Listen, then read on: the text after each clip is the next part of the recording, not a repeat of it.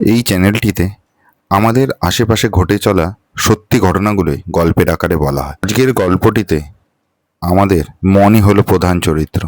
ভালোবাসা পেলে মন যে কি সহজেই অন্যকে আপন করে নেয়, সেরকমই একটি ঘটনা তুলে ধরা হলো আজকের গল্পটিতে। কই রে ছোট, কোথায় গেলি তুই? চায়ের কাপটা ছোট ঠাকুরপোর ঘরে পৌঁছে দিয়ে আয় দেখি।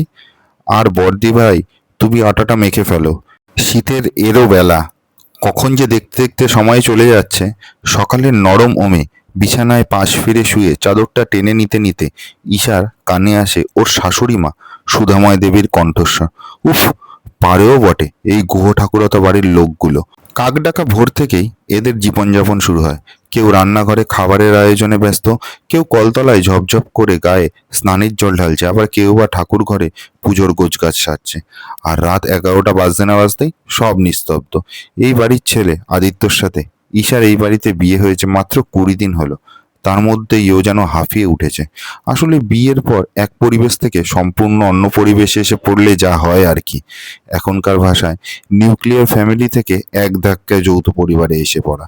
লেক গার্ডেন্সে 3 কামরার একটা ফ্ল্যাটে থাকতো ঈশা, ওর মা, ওর বাবা, আর সাথে ওর পোষ্য কোকো।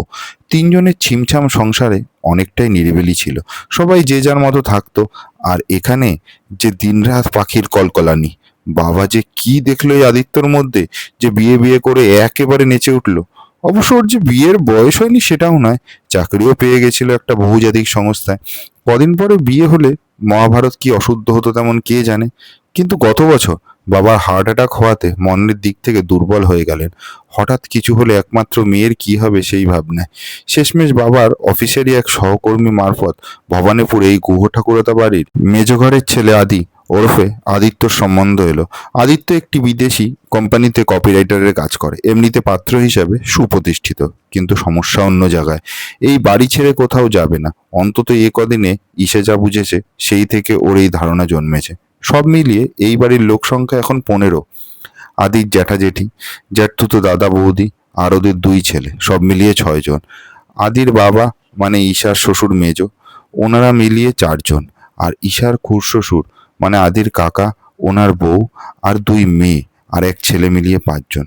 সবাই মিলে সকাল থেকেই হই হই রই রই কাণ্ড।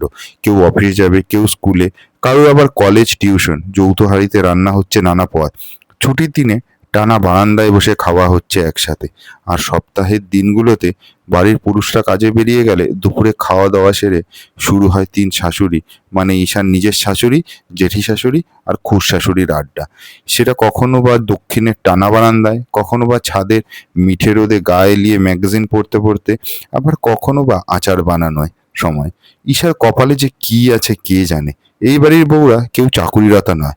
তাদের না হয় ওরকম গতে বাঁধা জীবন কাটাতে অসুবিধা নেই, কিন্তু ওর যে আজ থেকে অফিস শুরু, বিয়ে, অষ্টমঙ্গলা সব মিলিয়ে যা ছুটি নিয়েছিল সব শেষ না। আর আরাম বিলাস করলে চলবে না। এবার ঈশাকে বিছানা ছাড়তেই হবে। বাপের বাড়িতে থাকতে না হয় মা সবটা গুছিয়ে রাখতো জায়গা মতো, ওকে কোনো দিকে ফিরে তাকাতে হতো না। কিন্তু এখানে ওর কথা কে ভাববে? নিজেরটা নিজে ভাবা ছাড়া আর গতি নেই। অগত্যা উঠে পড়ে ও। আদি ততক্ষণে আয়নার সামনে দাঁড়িয়ে দাড়ি শেভ করছে। ওকে উঠতে দেখে মিষ্টি হেসে বলল, সুপ্রভাত। এতক্ষণে তাহলে ঘুম ভাঙলো মহারানীর? আজ থেকে তো তোমার অফিস শুরু, চলো। আজ আমি তোমাকে অফিসে ছেড়ে দিয়ে তারপর নিজের অফিস যাব। নতুন বউয়ের গায়ের মিষ্টি গন্ধটা যতক্ষণ পাওয়া যায় সেটাই আর কি। ছাড়ো তো, ঢং করো না। কত যেন ভাবো তুমি আমার কথা। আমি যাই, স্নান সেরে নি। বলে স্লিপার পায়ে গলিয়ে ঈশা বাথরুমে ঢোকে। ঝটপট স্নান সেরে নীল রঙের ময়ূরকণ্ঠী সালোয়ারটা গায়ে চাপিয়েছে ও। এমন সময় দরজায় মৃদু টোকা। ঈশা, ব্যস্ত না থাকলে একটু বাইরে আসবি মা? এ তো ওর শাশুড়ি সুধাময়ীর গলা। তাড়াতাড়ি বাইরে বেরিয়েই ঈশা দেখে হাতে একটা লাঞ্চ বক্স নিয়ে মিটিমিটি হাসছেন ওর শাশুড়ি। মা, তুমি এখানে? কিছু দরকার? কিছু দরকার হলে তো আমাকে বললেই পারতে, আমি যেতাম। আর ঘরের বাইরে দাঁড়িয়ে কেন? ভেতরে এসো, ঈশা বলে। না, তুই এতদিন পর আবার অফিস যাবি, তাই তোকে আর ডাকিনি রান্নাঘরে। ভাবলাম এই টিফিনটা তোদের ঘরেই পৌঁছে দিই। লুচি আর সাদা আলুর তরকারি আছে, খেয়ে নিস সময় মতো। এতদিন তো এক মায়ের রান্না খেয়ে বড় হয়েছিস, দেখ আবার এই নতুন মায়ের হাতে বানানো টিফিন তোর পছন্দ হয় কিনা। ভালো না লাগলে কিন্তু জোর করে খাস না, ক্যান্টিন থেকে কিনে খাবি। খালি পেটে কিন্তু একদম থাকবি না। সুধাময়ী বলতে থাকেন আপন ছন্দে। ততক্ষণে ঘরে ঢুকে পড়ে ঈশার খুড়শাশুড়ি বলেন, হালকা ঠান্ডা পড়েছে ঈশা, এই পশমিনার চাদরটা বেরোনোর আগে ব্যাগে ঢুকিয়ে নিস, অফিস থেকে বেরিয়ে গায়ে জড়িয়ে নিবি। ওদের কথাগুলো শুনতে শুনতে খোলা জানলা দিয়ে আসতে থাকা নরম রোদের দিকে চেয়ে ঈশা তখন ঈষৎ আনমনা। না, বিয়ের পরিবারের রূপটা পাল্টে গেলেও নিচের লোকেদের ভালোবাসার গন্ধটা বোধহয় একই রকম থাকে। এদের জন্য না হয় আজ থেকে একটু অন্যরকম ভাবে বাঁচবেও। সমঝোতা মানে যে সবসময় হেরে যাওয়া নয়। জীবনের ক্যানভাসে ভালোবাসার জলছবি আঁকতে গেলে যে সংসারে একসাথে থাকা বাহ্যিক মানুষগুলোর মনের ভেতরে ছড়িয়ে থাকা রামধনু রঙগুলোকে বের করে নিয়ে আসা খুব দরকার।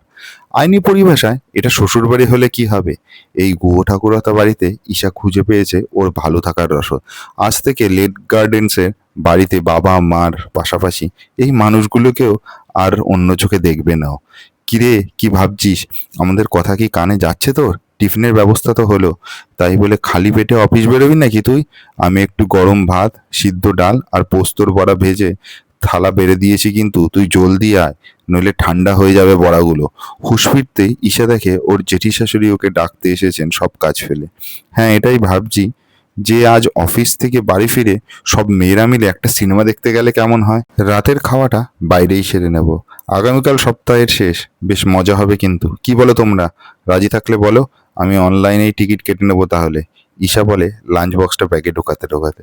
হ্যাঁ, সেই বিয়ে হবার পরপর যা একটু বেরোতাম, তারপর যা হয় আর কি। আস্তে আস্তে সংসারের চাপে বাধা পড়ে গেলাম এই বাড়ির চার দেওয়ালের মধ্যে। আমাদের না বলা কথাগুলো তোর মতো করে আর কেউ ভাবেনি রে ঈশা। বেরোলে মন্দ হয় না সকলে। জীবনের এই শেষ বেলায় মুঠো মুঠো ছেলেবেলা থুরি মেয়েবেলাকে খুঁজে নেব আরো একবার নতুন করে তোর হাত দিয়ে। তাই রাজি রাজি রাজি, তিন শাশুড়ি মিলে সমস্বরে বলে ওঠেন। অদূরে কোনো বাড়ি থেকে ভেসে আসে সাম্প্রতিককালে জনপ্রিয় একটি বাংলা ছায়াছবির গান। শেষ বেলায় তুমি ভেসে আসা শঙ্খের সুর, শেষ বেলায় তুমি নিয়ে চলো দূর, বহু দূর। গল্পটা ভালো লাগলে অবশ্যই একটা লাইক করে দেবেন, আর চ্যানেলটা সাবস্ক্রাইব করতে ভুলবেন না কিন্তু। আর ফেসবুকে শুনলে ফলো করে দেবেন।